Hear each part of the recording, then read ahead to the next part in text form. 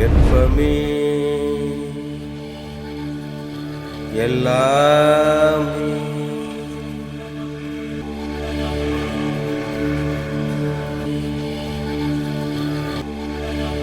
வெப்பமே எல்லாமே, எல்லாமே ஒன்றுதான்.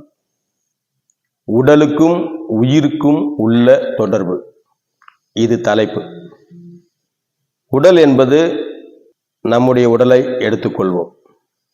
உயிர் என்பது நம்முடைய உயிரையே எடுத்துக்கொள்வோம். நம்முடைய உயிருக்கும் நம்முடைய உடலுக்கும் உள்ள தொடர்பை நாம் இப்போது பார்ப்போம். நம்முடைய உடலின் துவக்கம் தந்தையிலிருந்து தொடங்கி தாயின் கருவறையில் வளர்ந்து இந்த பிரபஞ்சத்தில் விழுந்து தன்னிச்சையாக தனித்துவமாக வளரத் தொடங்கி வாழத் தொடங்கி முடிவு எனும் நிலையை அடையும் போது உடலும் உயிரும் இணைந்த முதல் நிலை உடலும் உயிரும் பிரியும் நிலையாக முடிவடைகிறது.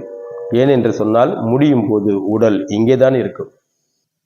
இங்கு உடல் என்பது என்ன, உயிர் என்பது என்ன என நாம் தெரிந்து கொள்ள வேண்டும்.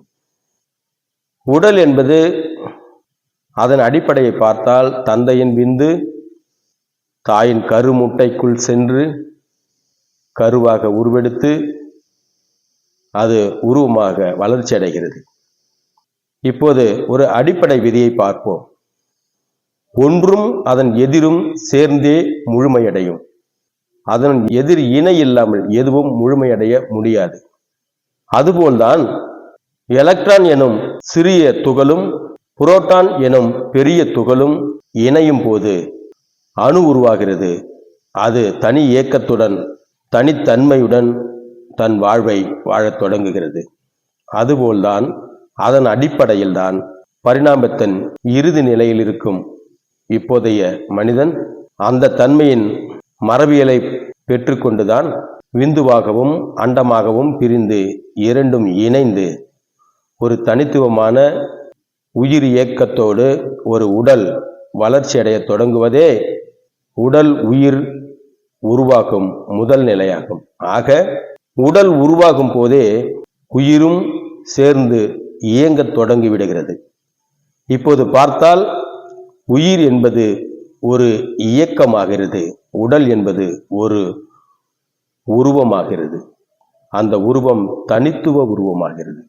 இது வளரத் தொடங்குகிறது, வளர்ச்சி அடைகிறது, வழிமுறையால் மரபியலால் பூமியில் பிறப்பெடுக்கிறது, வாழத் தொடங்குகிறது, வாழ்கிறது. இப்போது இரண்டுமே, அதாவது உடலும் உயிரும் ஒன்றிணைந்தே பயணிக்கின்றன. அதாவது உயிர் என்பது இயக்கம் எனில் இயக்கம் நின்றுவிட்டால் உயிர் போய்விட்டது என்பது நாம் புரிந்து கொள்ள முடிகிறது. ஆக உயிர் என்பது இயக்கமாகிறது, உடல் என்பது உருவமாகிறது, உருவமும் இயக்கமும் இணையும் போது உயிர் இயக்கமாகிறது, அது உயிரினமாகிறது. இப்படித்தான் நம்முடைய உடலும் நம்முடைய உயிரும் இப்போது இணைந்திருக்கிறது. இந்த உடலும் உயிரும் இணையாக இருந்து இயங்கப் போகிறது என்பது நமக்கு தெளிவாக தெரிகிறது. இந்த உடலில் இன்னும் ஒரு விதத்தை பார்த்தால் இந்த உடலுக்குள் 3 விதமான இயக்கத்தின் தொகுப்பு இருக்கும். அது எப்படி எனில், ஒரு துகளும் இன்னொரு துகளும், ஒரு சின்ன துகளும் ஒரு பெரிய துகளும் சேர்ந்தால் அணு, பல அணுக்கள் சேர்ந்தால் மூலக்கூறு, பல மூலக்கூறுகள் சேர்ந்தால் காற்று, திரவம், திடம் அப்படி என்று. ஆக ஒரு அணு என்பது ஒரு அணு எலக்ட்ரான் ஒரு புரோட்டான் சேர்ந்து இயங்கும் போது தனி இயக்கமாகிறது. இந்த அணுக்கள் இணையும் போது மூலக்கூறாக மாறும் போது கூட்டு இயக்கமாகிறது. அதனால் அந்த கூட்டு இயக்கத்திற்குள் ஒரு அணுவுக்குள் அந்த இருக்கும் அந்த இயக்கம் தனித்தனியாகவே இருக்கும். அவையெல்லாம் சேர்ந்து இயங்குவது மூலக்கூறு. இப்ப மூலக்கூறு என்ற ஒரு தொகுப்பு இயக்கம் அங்க இருக்கும். இந்த தொகுப்பு மேலும் இணைவு பெற்று ஒரு வாயுத்தன்மையிலோ அல்லது திரவத்தன்மையிலோ நெருங்கி இணையும் போது அந்த திரவத்தன்மைக்கேற்ற ஒரு தனி தொகுப்பு இருக்கும், மூலக்கூறுக்கேற்ற தொகுப்பு இயக்கம் இருக்கும், அதற்குள் ஒவ்வொரு அணுவுக்குள்ளும் தனி இயக்கம் இருக்கும். அதுபோல்தான் நம்முடைய முதல் செல், அதாவது தந்தையின் விந்தும் தாயும் அண்டமும் சேர்ந்து உருவாகும் முதல் செல் அந்த தனி இயக்கத்தை தொடங்குகிறது. அந்த தனி இயக்கம் தொடர்ந்து வளர்ச்சி அடைய அது திசு தொகுப்பாக மாறும். அது மாறும்போது அந்த திசுக்கள் தொகுப்பு இயக்கமாக இருக்கும். ஆனால் ஒவ்வொரு செல்லுக்குள்ளும் தனி இயக்கம் நடக்கும். இந்த திசுக்கள் வளர்ந்து வளர்ந்து உடலாக முழுமை பெறும்போது இந்த உடலுக்கென்று ஒரு தனி தொகுப்பு இயக்கமாக மாறும். அந்த தனி தொகுப்பு இயக்கம்தான் இப்போதைக்கு நம்முடன் இருக்கும் உயிர் விரிவடைந்திருக்கிறது. ஆதியில் அது அண்டமும் விந்தும் சேரும் போது அந்த ஒரு செல்லுக்குண்டான தனி இயக்கத்தில் தொடங்கி அதுவே தொகுப்பு இயக்கமாக, அதுவே தனி தொகுப்பு இயக்கமாக மாறுகிறது. ஆக உயிர் உடலில் வளர்ச்சி பெறுகிறது. உடல் வளர்ச்சி பெறும்போது உயிரும் உள்ளே வளர்ச்சி பெறுகிறது. உடல் கண்காது மூக்கு வளர்ச்சி அடைந்து உடலாக வந்து வெளியில வந்து எவ்வளவு மாற்றங்களை தழுவும் போது இந்த உயிரானது 3 விதமான இயக்கத்தில் தான் இந்த உடலை பின்பற்றி உறவாக இருக்கிறது. அதுபோல் இறுதி நிலையில் உடல் உயிர் நின்று இறக்கும் தருவாயில் முதலில் தொகுப்பு இயக்கம் தான் நிற்கும். எப்போதும் உடலில் உள்ள தனி இயக்க ஒரு அடிபட்டு போச்சுன்னா செல்கள் அடிபட்டு செத்து போயிடும். செத்து போச்சுன்னா நமக்கு வந்து சாவு இல்லை. ஏன்னா இது தனி இயக்க செல்கள் தனித்தனியா சாகுது. அது வந்து தொகுப்பு இயக்க தனி தொகுப்பு இயக்கத்தை பாதிக்காது. அதுபோல் உறுப்பு பாருங்க, உள்ளுக்குள்ள இருக்கிற எந்த உறுப்பு பாதிச்சாலும் மிக முக்கிய ராஜ உறுப்புகள் சொல்வோம். அது இல்லாம கை கால் அதுல எந்த விதமான அடிபட்டு போனாலும் அது தனி தொகுப்பு இயக்கத்தை நிறுத்த முனையாது. ஏன்னு சொன்னால் அது தனி தொகுப்பு இயக்கம்ன்றது மேஜரா வளர்ந்திருக்கும்.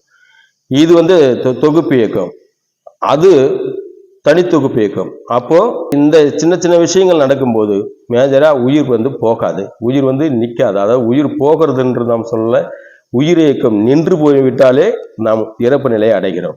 அதுபோல நம்முடைய தனி தொகுப்பு இயக்கம் நிற்கிற அளவுக்கு, இப்போ ஒரு துப்பாக்கியில சொல்றாங்க, ஒரு அடிபட்டு ஆக்சிடென்ட் ஆயிடுறாங்க, ஒரு நோய்வாய்ப்பட்டு உயிர் இயக்கம் நின்று போது, அப்படி நிற்க இறப்பு நிலையை அடைவதை கையை பார்த்து பிடிச்சி டாக்டர் சொல்ற அந்த ஒரு நிலை வந்து நம்முடைய உடலுக்குள்ள தனி தொகுப்பு இயக்கம் நிற்கிறத பார்த்து தான் இவங்க இறந்துட்டாங்க அப்படின்னு சொல்லி தீர்மானம் பண்றாங்க. ஆனா அந்த தீர்மானத்தின் போது தொகுப்பு இயக்கம் இருக்கும், அந்த தீர்மானத்தின் போது தனி இயக்கம் இருக்கும். செல்கள் பூரா உயிரோட இருக்கும், அந்த உறுப்புகள் உயிரோட இருக்கும். அதனால்தான் உறுப்பு மாற்று அறுவை சிகிச்சை, உடல் இறந்த உடனே உறுப்பு மாற்று அறுவை சிகிச்சை பண்றாங்க. தொகுப்பு இயக்கமா உறுப்புகள் செயல்படும், அது உயிரோட தான் இருக்கும். நாம் இறந்த பிறகு இந்த நிலை நடக்கும். நாம் இறந்த பிறகு என்ன நடக்கும் பார்த்தீங்கன்னா, தொகுப்பு இயக்கத்துல நம்ம தனி தொகுப்பு இயக்கமான நம்முடைய உயிர் தான் போயிருக்கும், உறுப்புகளோட உயிர் வந்து அங்க இருக்கும். அது வந்து மற்றவர்கள் பயன்படுத்துற மாதிரி இப்போ அந்த அறிவியல் கண்டுபிடிச்சதெல்லாம் அந்த அமைப்பு பாரு. அதே நேரத்தில் நம்முடைய ஒவ்வொரு செல்லும் எல்லாமே செத்து போயிருக்காது, அதுவும் உயிரோடு தான் இருக்கும். அது எப்படின்னு சொன்னா, எப்படி தனி இயக்கத்திலிருந்து தொகுப்பு இயக்கம் மாறி தொகுப்பு இயக்கத்திலிருந்து தனி தொகுப்பு இயக்கமா உயிர் வந்து வளர்ச்சி அடைஞ்சதோ, அது போல இறப்பின் போது தனி தொகுப்பு இயக்கம் என்னதான் உயிர் போனதான் நம்ம அறிவிக்கப்பட்டோம். அந்த தொகுப்பு இயக்கம் போகும்போது இது ரெண்டும் உயிரோட தான் இருக்கும். படிப்படியா தான், எப்படி படிப்படியா வளர்ச்சி அடைஞ்சதோ அப்படியே படிப்படியா தான் முழுமையான இறப்பு நிலை நடக்கும். அது புரிஞ்சுக்கணும். ஆக இந்த உடலுக்கும் இந்த உயிருக்கும் உள்ள தொடர்பு எப்போது இணைந்து ஒரு தனி இயக்கமா ஸ்டார்ட் பண்ணி உயிர் இயக்கம் தொடர்புட உடல் வந்து வளர்ச்சி அடைய ஆரம்பிக்குது. உடல் வளர்ச்சி அடைய அதனுடைய மரபியல் பரப்பாக அது மாறுது. அந்த மரபியலுக்கு ஏற்றவாறு நம்முடைய உடலுக்குள்ள உயிர் இயக்கமும் தனி இயக்கத்துல தொடங்கி தொகுப்பு இயக்கமா மாறி தனித்தொகுப்பு இயக்கமா வளர்ச்சி அடைந்து அந்த தனித்தொகுப்பு இயக்கம் நீக்கக்கூடிய சூழ்நிலை வரும்போதுதான் இறப்பு நிலையை நாம் எல்லோருமே அடைகிறோம். அதனால உடலும் உயிரும் பின்னி பிணைந்தது, ஒன்று இல்லைன்னா ஒன்று இருக்க முடியாது அப்படிங்கிறத நாம உணர்வோமாக. நன்றி, மகிழ்ச்சி, சந்தோஷம்.